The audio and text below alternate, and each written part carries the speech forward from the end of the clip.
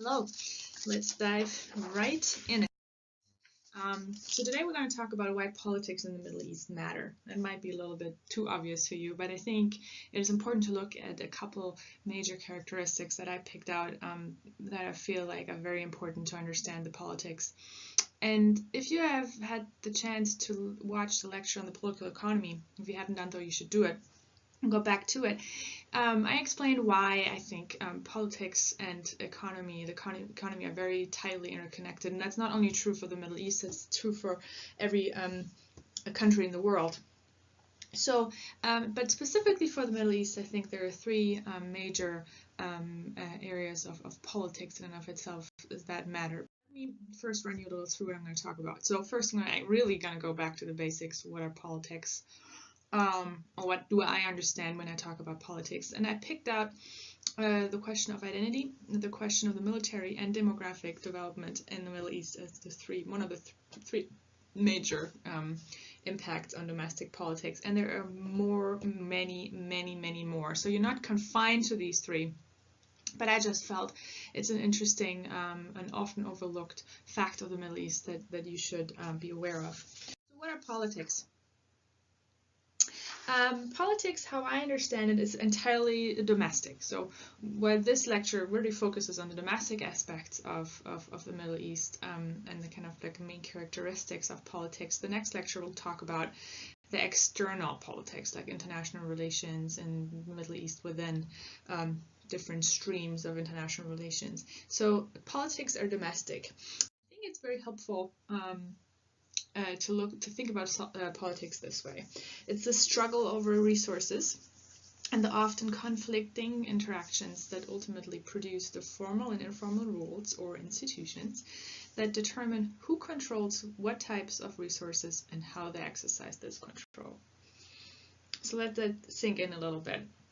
So if we think about politics as the struggle over resources and really look at also the agents, the actors, and how they kind of exercise this control over resources, it's extremely important to know what the identity of these actors might be and how complex identity structures in the Middle East actually are. It might feel a little weird, this name or this, identity as a word. I will get more flesh to it once we talk about it.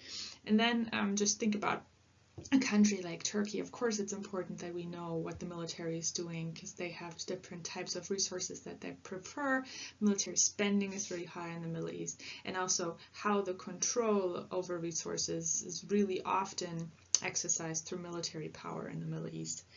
But also, underlying changes within the society affects, of course, how the struggle over resources is played out. And just the simple fact that we have a huge amount of youth in the Middle East now and also in the future already means that is a change of population that the regimes need to respond to.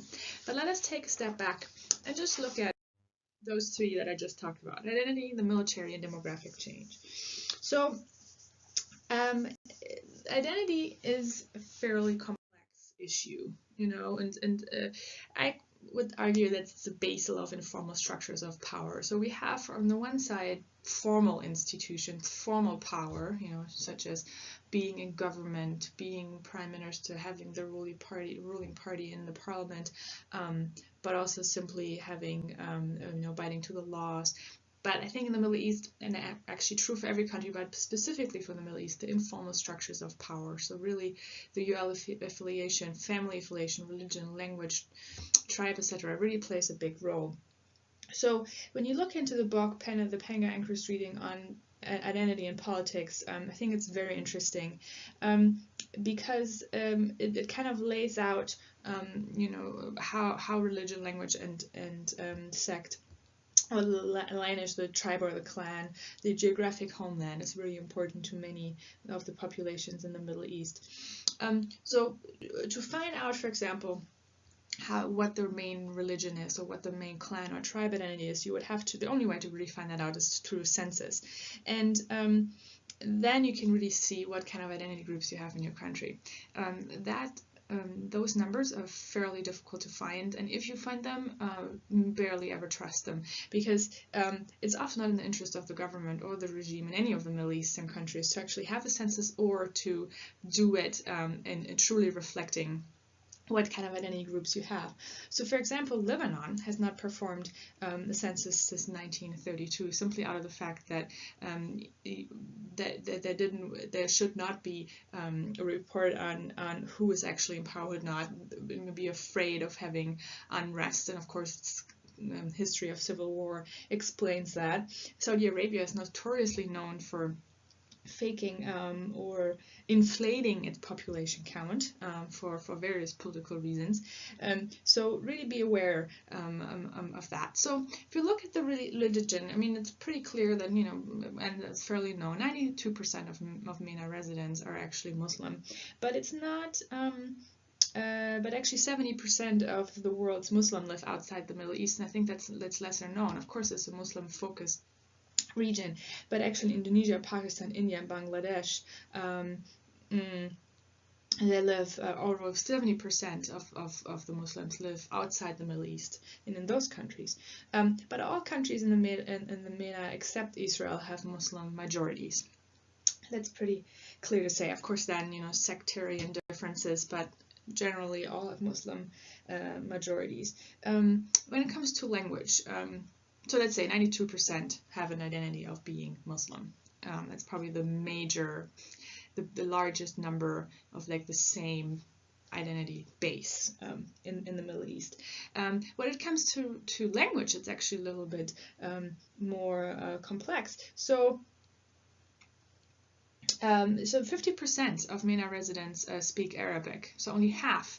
The other half actually speak Turkish, Farsi, Kurdish, Azeri, Hebrew, or Berber. So although Arabic is an official language in every country in the Middle East except Turkey and Iran, you don't have that as an identity base necessarily. You do have, you grow up usually learning a different language in your home and then studying Arabic in school to navigate the administrative system. But I think it's important to note that the language groups in the Middle East are much more diverse than you think. When you talk about tribe and clan identity, it's really good to like think back, you know, about what we talked about history and also the political regimes, that a lot of the borders in the Middle East are actually drawn by the colonial powers after World War I, and are fairly are not natural. So for example, Syria, Lebanon, Jordan, they don't have natural borders. They kind of cross language and their tribe and clan identities. So that kind of makes, you know, stateship more complex. But what is important here when we talk about the politics is that really your identity to your tribe and clan is often the basis of social and political solidarity. So basically these were the major forms of social organization before actually we had the establishment of formal states in the Middle East. And hence they can also be stronger. I mean, it has been a while now that we have modern countries established, but as we can see now, you know, for example, you know, there are a lot, you know, though Jordan also doesn't count its population in terms of how many Palestinians live there, but of course they cross borders, the same with the Kurds in Iraq, Syria, and Turkey. So we don't have necessarily national borders reflecting identities. So if you look then, you know, this is a map just of the Middle East, but it shows you a little bit how complex actually it is. So for example, just look at the Kurds I just talked about. You can see they really almost form like a focus here, but they're very have a very different constellation over nation states. The same is you know, with southern Iran or northern Iran at the Caspian Sea. So it is quite complex. So you can't really see it now in Jordan because Jordan is not a focus here on this map. But it's quite interesting to see, you know, how maybe the majority of people are not necessarily ones that are the majority of identities that you have in a country doesn't necessarily is part of government, which makes the legitimacy of government even more complex. To kind of respond to this complexity, the MENA countries really relied often on the military as the most critical actor. So there are very few civil groups after independence in a lot of MENA countries, and this has a lot to do with the colonial rule and the imperialists really trying to suppress any form of civil establishments, but it had also to do that the military was really guard of the stability. Again, I mean, most countries, and like some of you I just mentioned,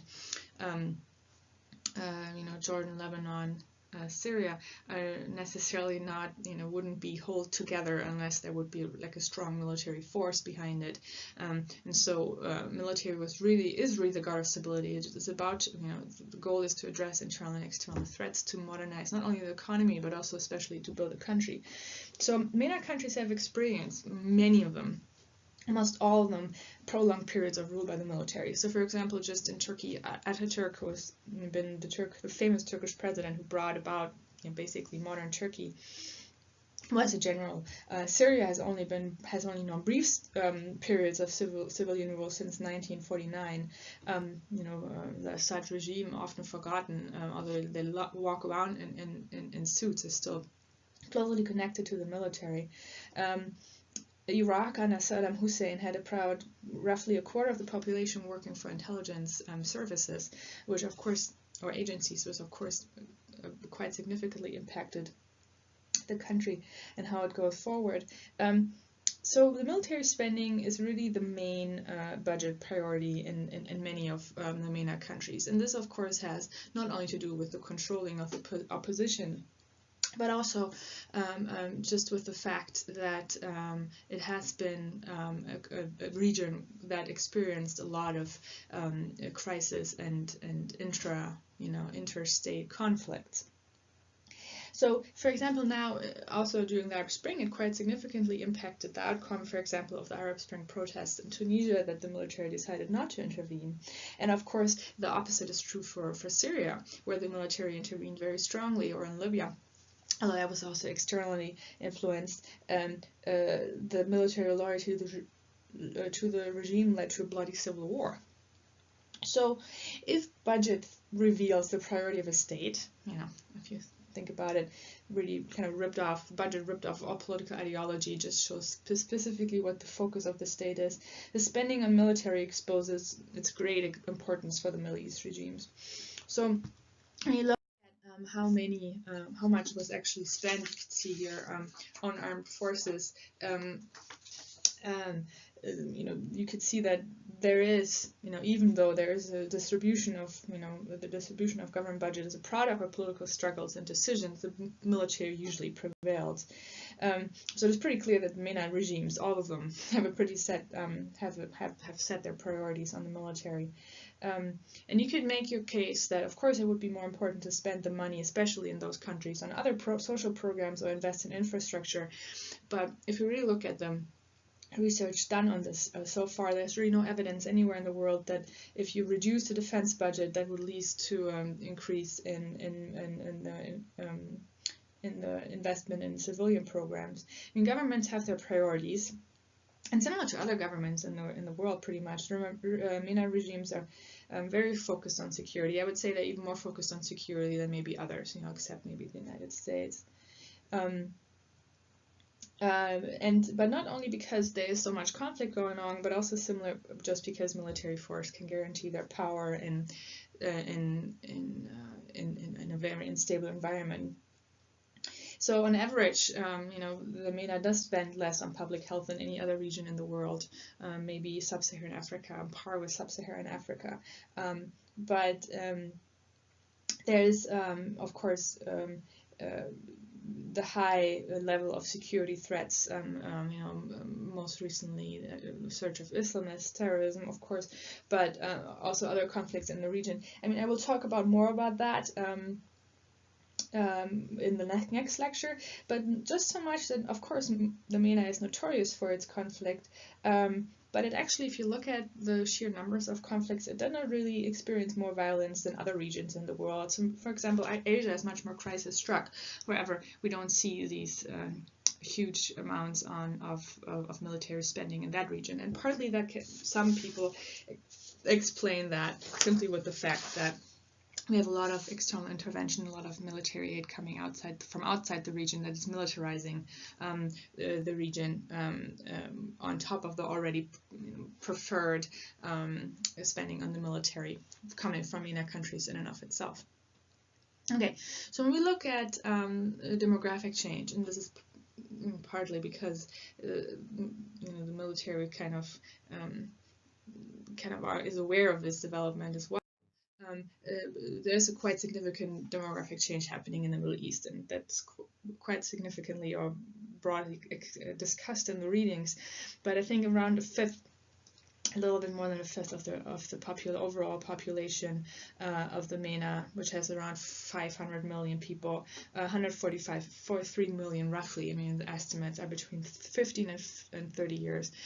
All of those are very high, fairly good educated. There were pretty big investment in education in the last 20 to 30 years in the Middle East, but the high population growth definitely overwhelms economies and administration. So it's impossible. The economies were not strong enough, as we discussed, to create jobs that are satisfactory to the education level of most of these young adults, and also or university graduates. And also the administrations are pretty much headed by